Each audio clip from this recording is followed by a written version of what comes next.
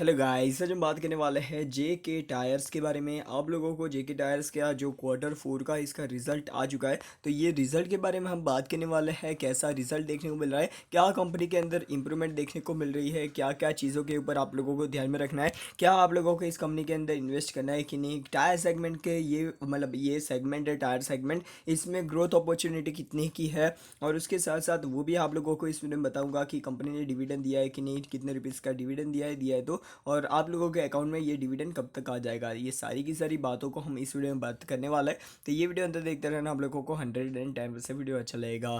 Directly अभी इसका जो रिजल्ट है उसके ऊपर चलता है, कैसा रिजल्ट देखने को मिल रहा है इसका। जेके टायर्स की बात करें, जेके टायर्स के अंदर आप लोगों को आज के दिन 19 तारीख को इसका रिज़ल्ट आया था। आप लोगों को देखने को मिल जाता है इसका रिज़ल्ट।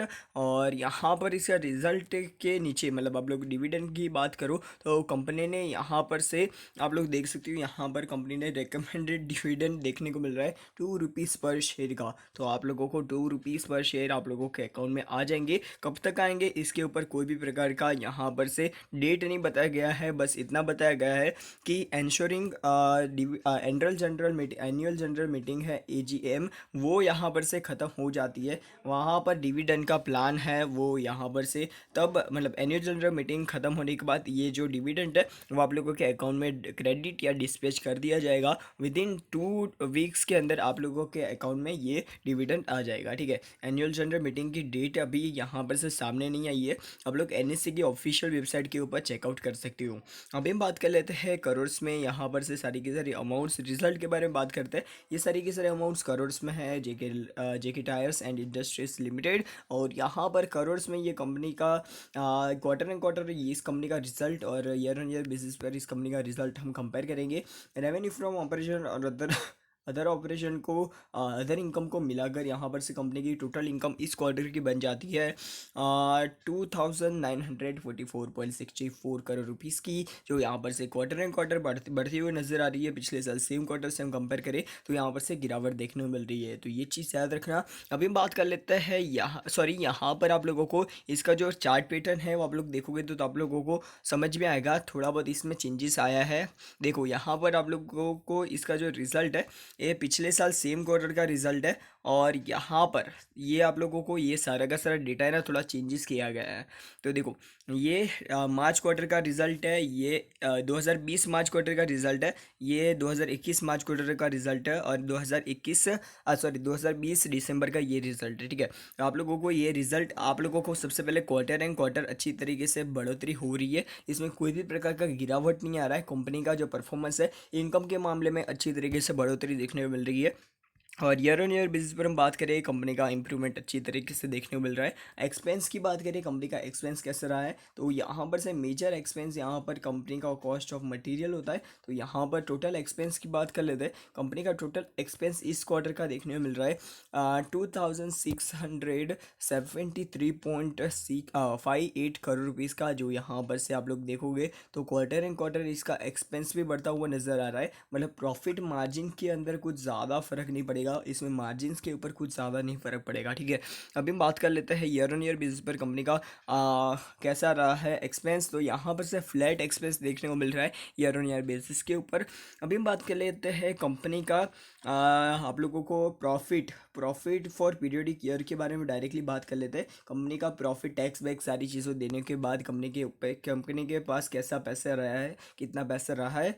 तो यहाँ पर से इस क्वार्टर के अंदर कंपनी का नेट प्रॉफिट रहा है, आप लोग देख सकते हो 194.96 करोड़ रुपीज़ का, जो यहाँ पर से पिछले साल सेम क्वार्टर के अंदर, पिछले साल 2020 मार्च क्वार्टर के अंदर आप लोग देखोगे तो माइनस में था इसका रिजल्ट। पहले 52.78 करोड़ रुपीज़ का माइनस में था, और 2021 मार्च के अंदर इस कंपनी ने बहुत ज़्यादा ज़बरदस्त तरीके से इंप्रूवमेंट दिखाई है। अभी की बात करें 194.96 करोड़ रुपीज़ का प्लस में रिजल्ट आया है। पर आप लोग पिछले क्वार्टर से इस कंपनी का रिजल्ट कंपेयर करेंगे, प्रॉफिट नेट प्रॉफिट को कंपेयर करेंगे तो यहाँ पर गिरावट ज़रूर हुई है, पर आप लोगों को ओवरऑल रिजल्ट मेरे को बहुत ज़्यादा अच्छा लगा है। अभी ईयर ऑन ईयर बेसिस पर कंपनी का रिजल्ट अच्छी तरीके से इंप्रूव होते हुए देखने को मिल रहा है। कंपनी ऐसा लग रहा है फिर से अच्छी तरीके से रिवाइव होते हुए मतलब आगे बढ़ रही है। अभी देखते हैं आने वाले समय में इसका जो मतलब इम्पैक्ट आने वाले 2 से 3 क्वार्टर में कैसा रहा है, क्योंकि अभी जो स्टेट वाइज लॉकडाउन चल रहा है उसकी वजह से भी इस कंपनी के शेयर को इफेक्ट पड़ेगा। इनकम के ऊपर इफेक्ट पड़ेगा तो शेयर के ऊपर इनडायरेक्टली इफेक्ट पड़ेगा ही, ठीक है। कंपनी की टोटल कंप्रेहेंसिव इनकम के बारे में बात कर लेते हैं। टोटल कंप्रेहेंसिव इनकम कंपनी की इस क्वार्टर की 194,000 सॉरी 194.8 करोड़ 80 करोड़ रुपीज़ की इस कंपनी की, सॉरी फिर से बोल देता हूँ, 194.8 करोड़ रुपीज़ की इस कंपनी की इस क्वार्टर की इनकम है। जो पिछले साल सेम क्वार्टर की हम कंपेयर करें तो ऑलमोस्ट माइनस में, तो भाई बहुत ज़्यादा माइनस में थी। 113.55 करोड़ रुपीज़ माइनस में थी, और अभी बहुत ज़्यादा अच्छे तरीके से इंप्रूव होते हुए देखने को मिल रहा है। जो यहाँ पर से ईयर ऑन ईयर बेसिस पर हम बात करें तो आप लोगों को अच्छा खासा इंप्रूवमेंट देखने को मिल रहा है इसके रिजल्ट के अंदर, ये चीज़ याद रखना। अभी हम बात कर लेते हैं कंपनी का अर्निंग पर शेयर कैसा चल रहा है। तो पिछले साल सेम क्वार्टर के अंदर 1.992 रुपीज़ माइनस में चल रहा था, और अभी की बात करें 7.68 रुपीज़ का इसका अर्निंग पर शेयर चल रहा है, जो यहाँ पर से पिछले क्वार्टर के मुकाबले गिरता हुआ नज़र आ रहा है, ये चीज़ याद रखना। और पिछले क्वार्टर मतलब आप लोग देख सकते हो पिछले साल के मुकाबले कंपनी का जो परफॉर्मेंस है ऑलमोस्ट अर्निंग पर शेयर के अंदर डबल होते हुए देखने को मिल रहा है, तो ये चीज़ याद रखना। अभी हम बात कर लेते हैं कंपनी का कंसोलिडेटेड रिजल्ट। तो कंसोलिडेटेड रिजल्ट भी आप लोगों को डायरेक्टली इसका आप लोग कंसोलिडेटेड रिजल्ट देखोगे, मतलब कंसोलिडेटेड रिजल्ट का सेगमेंट रेवेन्यू है, तो यहाँ पर इंडिया से सबसे ज़्यादा रेवेन्यू आता है इस कंपनी से, उसके बाद मैक्सिको से आता है, और अदर से only 1 crore rupees 1.4 crore rupees का ही रेवेन्यू आता है। जो यहाँ पर मतलब बहुत ज़्यादा बेहतरीन तरीके से इसके रेवेन्यू के ऊपर इफेक्ट पड़ता है इंडिया के, मतलब इंडिया का रेवेन्यू बहुत ज़्यादा मेजर रेवेन्यू है इस कंपनी के अंदर, ठीक है। तो यहाँ पर से आप लोगों को मैंने बता दिया डिविडेंड का जो डेट है वो भी आप लोगों को मैंने बता दिया कब आएगा। एनुअल जनरल मीटिंग जो ख़त्म हो जाएगी उसके बाद 2 वीक्स के अंदर आप लोगों को मतलब ये डिविडेंड पे कर दिया जाएगा। अभी हम बात कर लेते हैं 2 रुपीज़ पर शेयर का इन्होंने डिविडेंड का अनाउंसमेंट किया है, ये भी आप लोगों को मैंने बता दिया है। अभी डायरेक्टली इसके चार्ट पैटर्न के ऊपर चलता है, चार्ट कैसा मतलब परफॉर्मेंस दे रहा है शेयर के परफॉर्मेंस के ऊपर डायरेक्टली बात कर लेता है।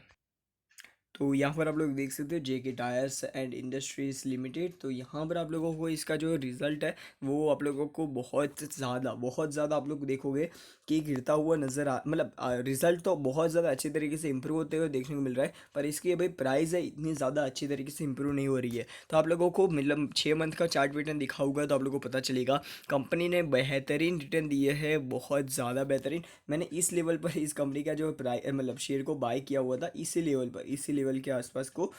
और अभी का बात करें तो इस कंपनी ने बेहतरीन रिटर्न दिए है, और यहाँ पर आने वाले समय में और भी ज़्यादा रिटर्न दे सकता है ये कंपनी। इस लेवल पर भी मैंने बाय किया था, उसके बाद यहाँ पर एवरेज किया और ये रैली मेरे को ये देखने को मिली, ठीक है। तो ये चीज़ याद रखना, कंपनी बहुत ज़्यादा बेहतरीन है, पर आप लोगों को इस कंपनी को टाइम देना पड़ेगा, शायद आप लोगों को पैसा बना कर देगी।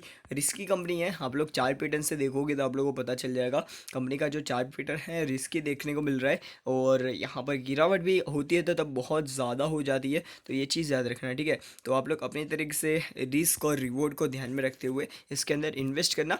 मेरे हिसाब से आप लोगों को इससे अच्छे शेयर्स है बाज़ार के अंदर जिसमें आप लोग इन्वेस्ट कर सकते हो, बाकी तो आपकी मर्ज़ी है, आपकी मर्ज़ी है, ठीक है। अभी मैक्सिमम चार्ट में इसका जो रिज़ल्ट आप लोग 2004 से लेकर अभी तक इस कंपनी ने बहुत ही ख़राब परफॉर्मेंस दिया है, ओनली 1664% का रिटर्न दिया है, ठीक है। तो ये चीज़ याद रखना।